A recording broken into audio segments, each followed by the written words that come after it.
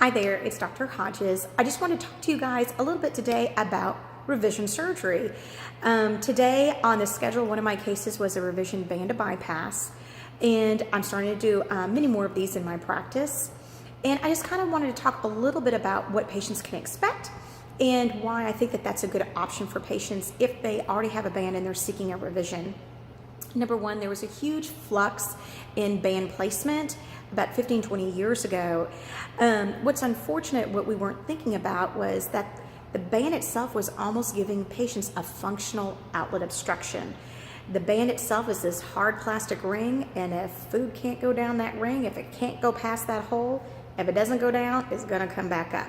So patients had lots of issues with difficulty swallowing, issues with reflux, just a lot of food intolerance. And so a lot of patients just weren't able to get the weight loss that they wanted, number one, but then number two, they also had a lot of these complications. Now, a band is what I call purely restrictive, meaning the idea was just to limit the amount of food that you could take in. It didn't do anything to your small bowel. And when you're looking at the current procedures that we perform these days, there is the gastric sleeve, which is the most commonly performed procedure in the United States, as well as the gastric bypass and the duodenal switch. A sleeve, which is unlike a bypass and a switch, is what I would call purely restrictive. It also is like the band in that it only is restricting the amount of food that you can eat. Whereas with the gastric bypass and the duodenal switch, there is, in addition to a component of restriction, you also have some small bowel rearrangement, so you're not absorbing all the calories and all the fat, but you're also not absorbing all the nutrients.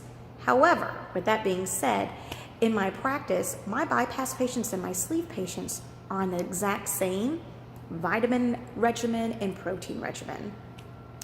So when a patient comes to me and they're looking for a revision whenever they've already had a band, my first go-to is to get them revived from a band to a bypass.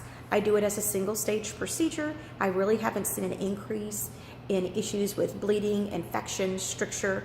I do think it's safer if you can just do everything all in one fell swoop. That way you're not having the added risk of extra anesthesia. And typically when I'm doing a band to bypass, it's going to take me about an hour, hour and a half. I initially would offer both a band to sleeve or a band to bypass to my patients.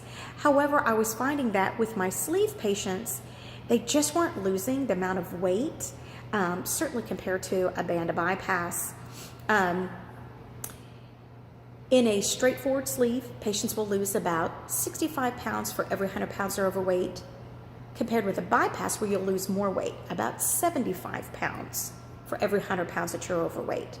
What I find is when you're doing a revision, it's going to be slightly less efficient, so you'll lose about 10 to 15% less weight. And I honestly think it's just because patients are able to find ways to cheat. They find ways to kind of eat other foods or do other things where just the surgeries are not as successful.